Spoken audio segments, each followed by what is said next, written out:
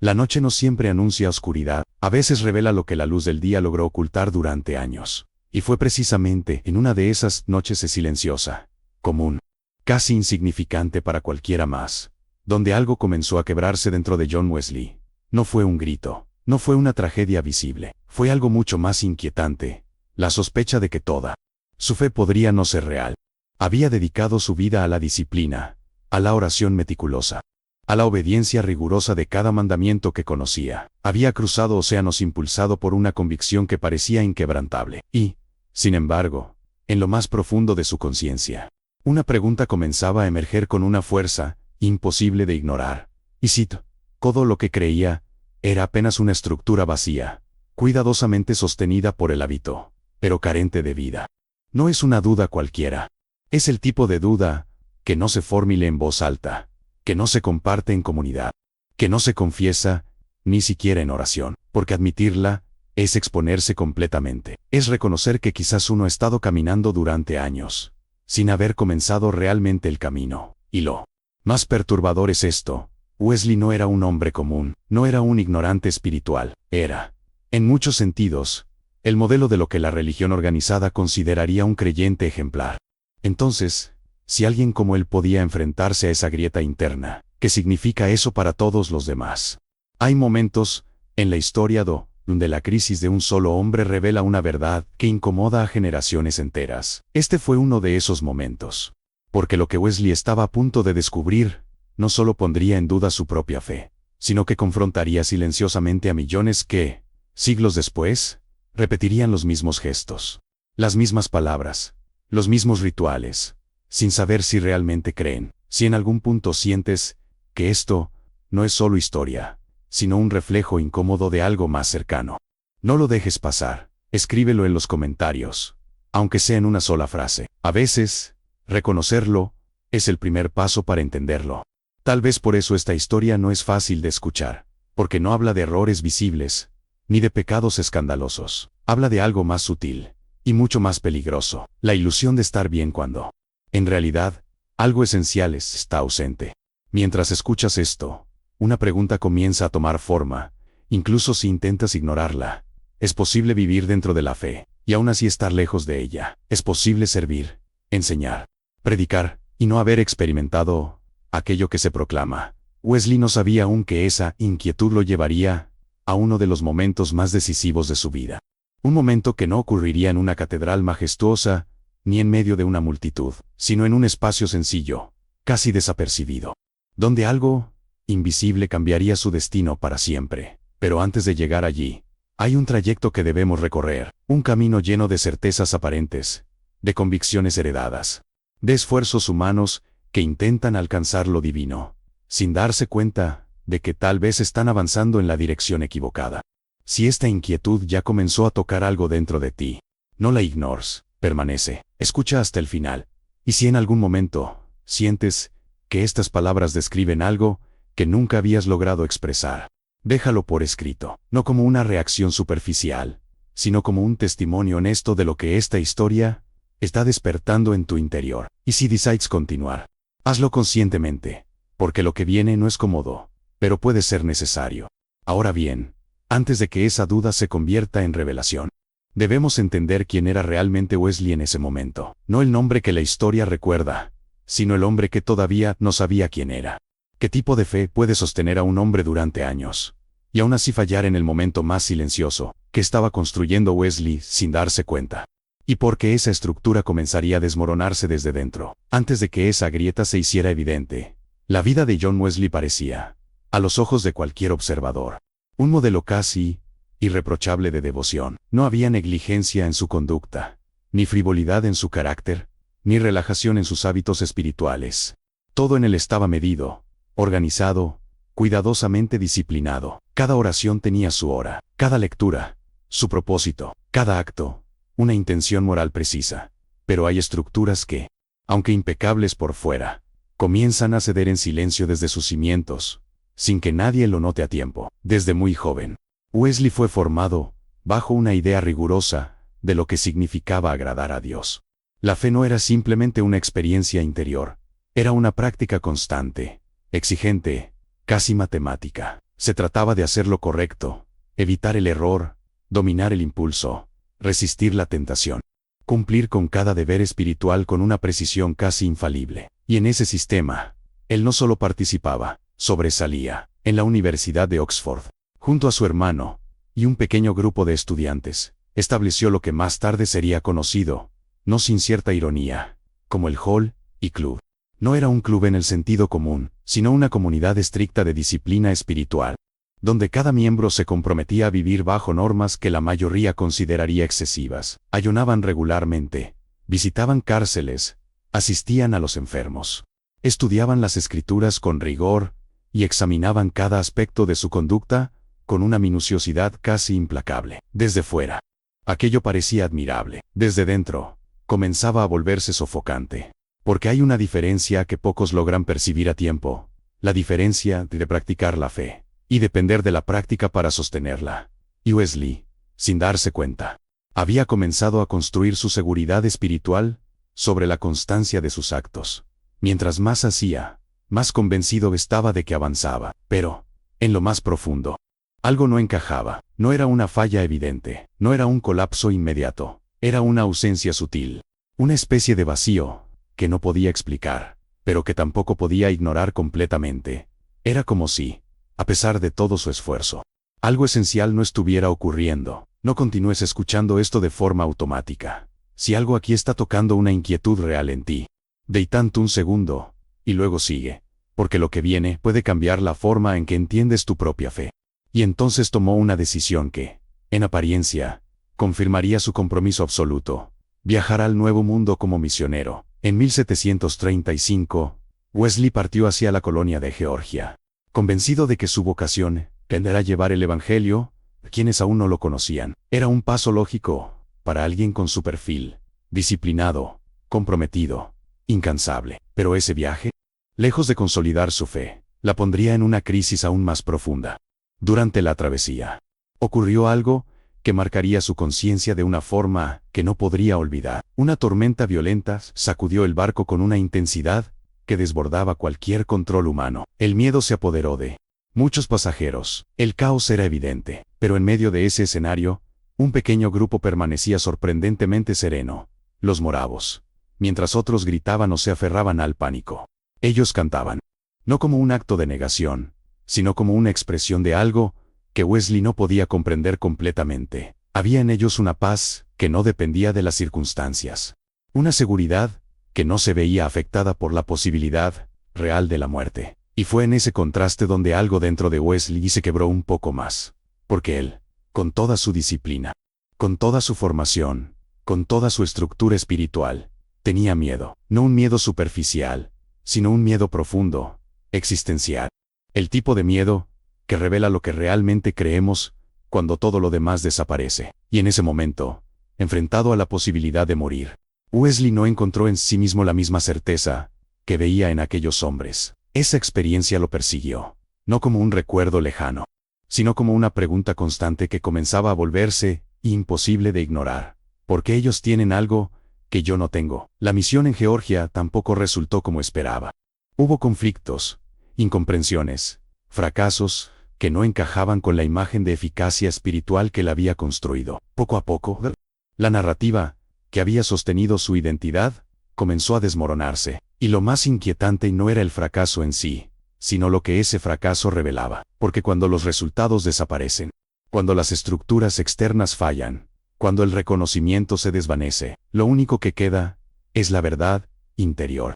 Y Wesley comenzaba a sospechar que esa verdad no era la que había imaginado. De regreso a Inglaterra, su situación no era la de un hombre derrotado públicamente, sino la de alguien que lleva una lucha invisible, una tensión interna que no puede resolverse con más disciplina, ni con más esfuerzo, ni con más conocimiento, porque el problema ya no estaba en lo que hacía, sino en lo que era. Si hasta aquí sientes que esta historia comienza a reflejar algo más que un episodio histórico, no la reduzcas a un relato lejano. Permanece atento, permanece presente. Y si hay una pregunta que ya comenzó a incomodarte, no la descartes rápidamente. Escríbela, confróntala, porque ignorarla no la hará desaparecer, solo la enterrará más profundo. Y si este proceso te está llevando a ver la fe desde un ángulo distinto, considera Acompañar este recorrido hasta el final. No como un espectador pasivo, sino como alguien dispuesto a examinar lo que normalmente evita. Ahora bien, lo que Wesley estaba a punto de experimentar no sería una respuesta inmediata, ni una solución simple. Sería algo mucho más desconcertante, el encuentro con una verdad que no se alcanza, sino que se reside. ¿Qué ocurrió después de su regreso? ¿Qué tipo de crisis puede llevar a un hombre tan estructurado a cuestionar absolutamente todo? ¿Y por qué ese momento, aparentemente insignificante en una reunión común, cambiaría no solo su vida, sino la historia espiritual de millones? El regreso de John Wesley a Inglaterra no fue el retorno de un misionero victorioso, sino el de un hombre que llevaba dentro una pregunta que ya no podía silenciar. No había escándalo público, ni una caída visible que justificara su inquietud. Exteriormente, su vida seguía siendo respetable, incluso admirable, pero en el terreno más íntimo, donde las apariencias no tienen valor, algo esencial comenzaba a desmoronarse con una claridad inquietante. Muchos escuchan estas historias, pocos se atreven a confrontarlas. Si decides quedarte hasta el final, hazlo con intención. Y si este contenido te está llevando más allá de lo superficial, suscríbete para no interrumpir ese proceso. Había hecho todo lo que se suponía que debía hacer. Había seguido cada norma. Había cumplido cada disciplina. Había llevado su fe hasta tierras lejanas. Y, aún así, no podía afirmar con certeza que poseía aquello que predicaba. Esa contradicción no era simplemente incómoda. Era devastadora. Porque implicaba la posibilidad de haber construido toda una vida sobre una base que nunca fue sólida. Fue en ese estado, no de rebeldía, sino de profunda incertidumbre, cuando Wesley comenzó a acercarse, casi con resistencia, a un grupo que hasta entonces no había comprendido del todo, los moravos, aquellos mismos hombres cuya serenidad en medio de la tormenta había dejado una marca indeleble en su conciencia. Había algo en ellos que no dependía del esfuerzo visible. No se trataba de una disciplina más estricta, ni de una teología más compleja. Era algo distinto, algo que parecía escapar a los mecanismos que Wesley había utilizado toda su vida para acercarse a Dios. Y, sin embargo, acercarse a esa diferencia no era fácil, porque aceptar que otros poseen algo que uno no tiene, especialmente después de años de liderazgo espiritual, exige una humildad que pocos están dispuestos a asumir. Implica desmontar la identidad construida, reconocer que el conocimiento no garantiza la verdad, y que la actividad religiosa no necesariamente produce vida espiritual. Wesley no llegó a ese punto de forma inmediata. Hubo resistencia, hubo dudas sobre sus propias dudas, hubo intentos de volver a lo conocido, de reafirmar lo que siempre había funcionado, al menos en apariencia, pero la grieta ya era demasiado profunda. Entonces llegó un momento que, desde fuera, parecería irrelevante. El 24 de mayo de 1738, en una reunión sencilla, en la calle Aldersgate Street, alguien leía en voz alta el prefacio de Martín Lutero a la Epístola a los Romanos. No había música extraordinaria, ni una multitud, ni una atmósfera espectacular. Era, en todos los sentidos visibles, una reunión común, pero hay momentos en los que lo invisible irrumpe sin previo aviso. Mientras escuchaba aquella lectura, una explicación sobre la naturaleza de la fe, sobre la confianza plena en la obra de Cristo y no en los méritos humanos. Algo ocurrió dentro de Wesley que no podía ser producido por disciplina, ni por esfuerzo, ni por repetición. Él mismo lo describiría más tarde con una frase que atravesaría siglos. Sintió su corazón extrañamente calentado. No fue una emoción superficial, no fue entusiasmo momentáneo. Fue una certeza profunda, inesperada, casi desconcertante. Por primera vez, no estaba tratando de alcanzar algo, estaba recibiéndolo. No estaba construyendo su fe, estaba siendo sostenido por ella. Y en ese instante, todo lo anterior adquirió un nuevo significado. Sus años de disciplina no fueron inútiles, pero tampoco fueron suficientes. Su conocimiento no era incorrecto, pero estaba incompleto. Su esfuerzo no era despreciable, pero no podía producir lo que ahora estaba experimentando. La diferencia, letra radical, pasó de una fe basada en lo que él hacía a una fe basada en lo que ya había sido hecho. Y esa transición, aunque liberadora, también era profundamente confrontante, porque obligaba a Wesley a reconocer algo que muchos evitan hasta el final de sus vidas, que es posible vivir profundamente involucrado en lo religioso, y aún Así no haber comprendido el núcleo de la fe. No todos los que oran, confían. No todos los que sirven, creen. No todos los que enseñan, han experimentado aquello que enseñan. Esa es la realidad que Wesley enfrentó, y no es una realidad cómoda. A partir de ese momento, su vida no se simplificó, pero se volvió real. Ya no dependía de mantener una imagen, ni de sostener una estructura. Había algo más profundo operando dentro de él. Algo que no necesitaba ser demostrado constantemente porque no había sido producido por él. Si hasta aquí esta historia ha comenzado a incomodarte, no le interrumpas. Permite que esa incomodidad haga su trabajo. Y si en algún punto reconoces que has estado sosteniendo más una forma que una convicción, no lo ocultes, exprésalo, no para exposición pública, sino como un acto de honestidad interior. Y si decides continuar escuchando, hazlo con intención, porque lo que sigue no es simplemente la transformación de un hombre, sino las consecuencias de esa transformación en el mundo que lo rodeaba. Ahora bien, una experiencia así no puede permanecer contenida. Tarde o temprano, se manifiesta, se traduce en acciones, en decisiones, en cambios que afectan no solo a quien la vive, sino a todos los que entran en contacto con ella.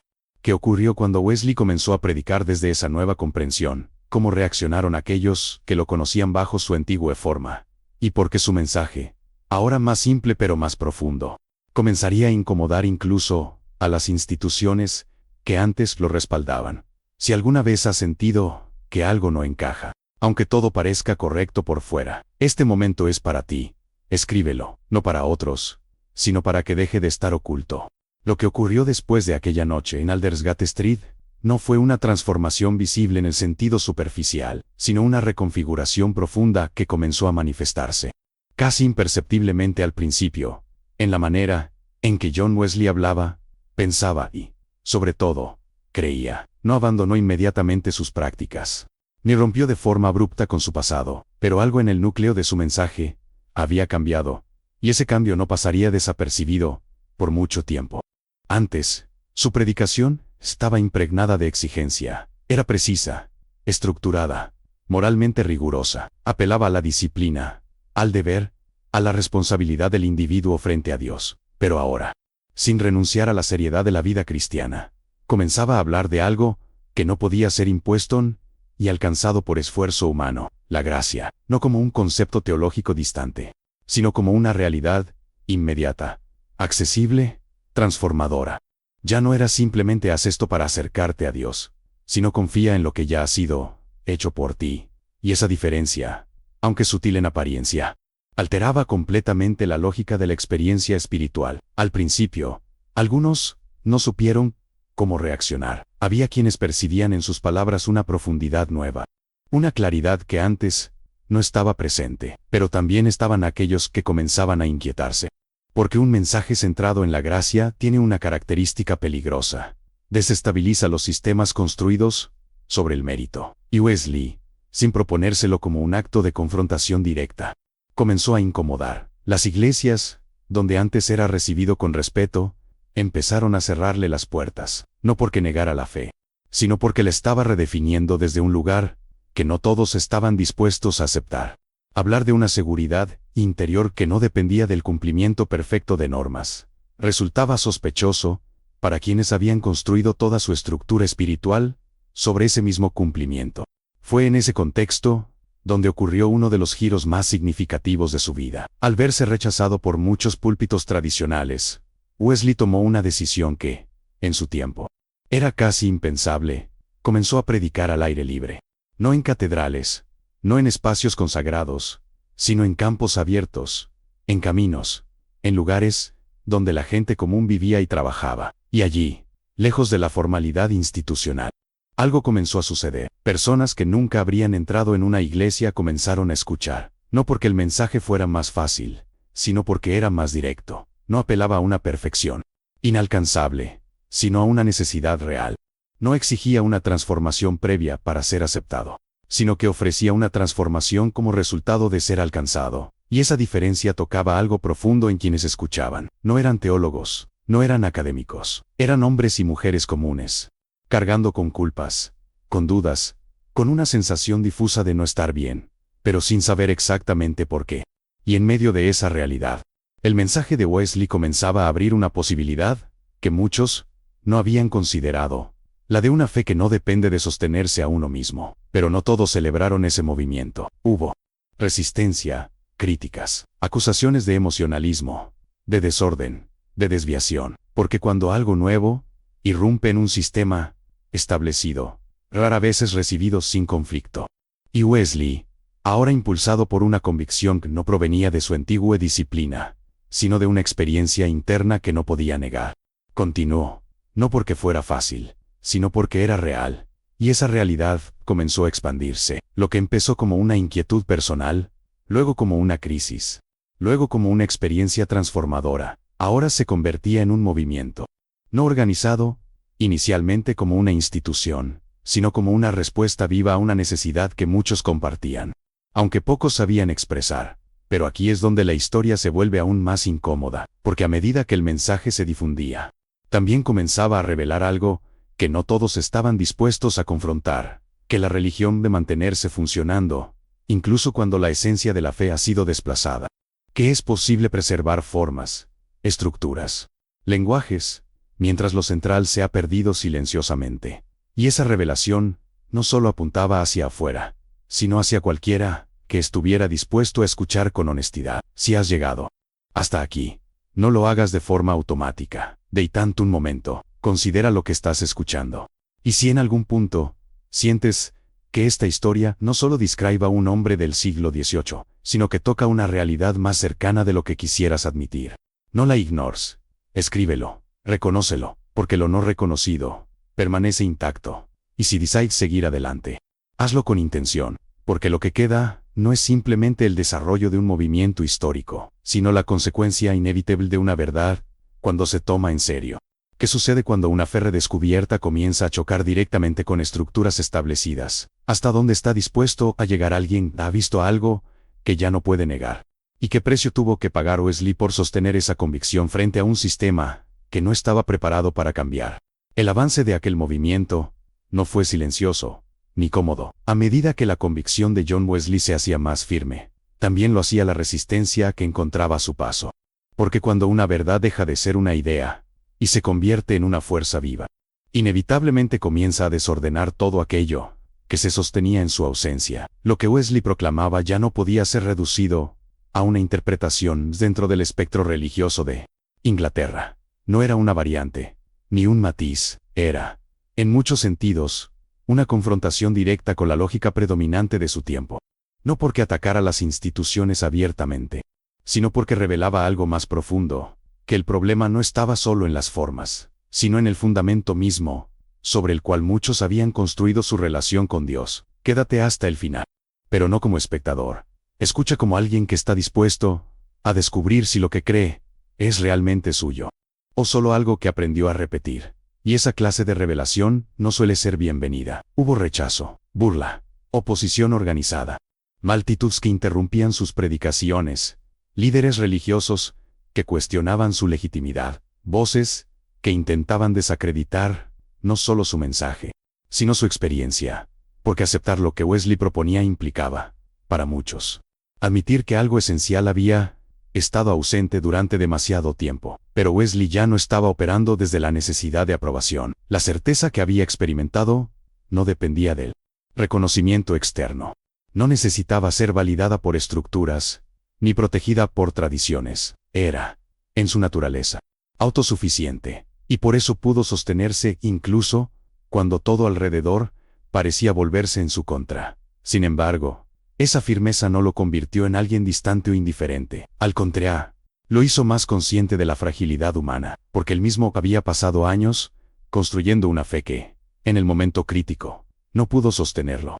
Y esa memoria lo acompañaba, no como una carga, sino como una advertencia constante. Con el tiempo, lo que comenzó como un movimiento se consolidó en lo que más tarde sería conocido como el metodismo, no como una ruptura deliberada, sino como una consecuencia inevitable de una convicción que ya no podía ser contenida dentro de los límites anteriores. Comunidades comenzaron a formarse, no alrededor de una estructura rígida, sino alrededor de una experiencia compartida, la de una fe que no se basa en el esfuerzo humano, sino en una transformación interna real.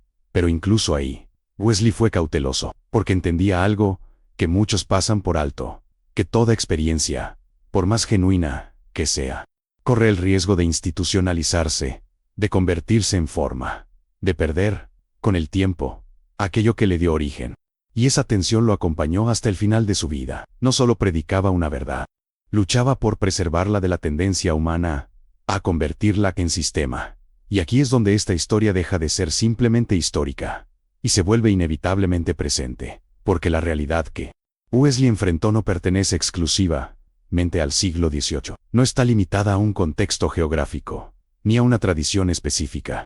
Es una posibilidad constante, latente, silenciosa, la de vivir dentro de una estructura de fe, sin experimentar aquello que le da sentido. No se trata de negar la importancia de la práctica, ni de despreciar la disciplina. Wesley nunca hizo eso, pero comprendió, de una forma que solo la experiencia puede enseñar, que ninguna de esas cosas puede sustituir lo esencial, y lo esencial no se fabrica, no se logra por acumulación de actos, no se garantiza por conocimiento, no se sostiene por repetición, se recibe, no se tiene. Esa es la realidad que muchos evitan, no porque sea compleja, sino porque es directa, porque elimina excusas, porque no permite esconderse detrás de lo externo, porque obliga a mirar hacia adentro con una honestidad que no todos están dispuestos a asumir. Sí, has recorrido esta historia hasta aquí, no lo hagas en vano, no la archives como un relato interesante, no la reduzcas a una lección del pasado.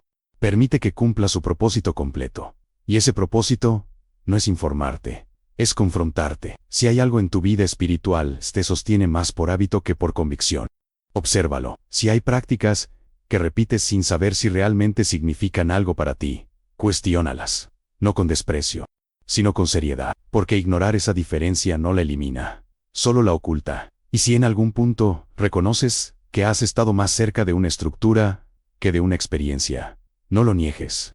Escríbelo, no para exponerlo, sino para hacerlo real, porque lo que no se reconoce no puede transformarse. Si esta historia ha logrado abrir una pregunta que antes no estaba ahí, no la cierres apresuradamente, permanece con ella. Y si decides seguir explorando este tipo de verdades, hazlo de forma intencional. Suscríbete no como un gesto automático, sino como una decisión consciente de continuar un proceso que, aunque incómodo, puede ser necesario. Y ahora, una última pregunta, no para responder de inmediato, sino para llevar contigo más allá de este momento. Si todo lo que sostiene tu fe desapareciera, ¿quedaría algo real en su lugar, o solo el eco de lo que una vez intentaste construir?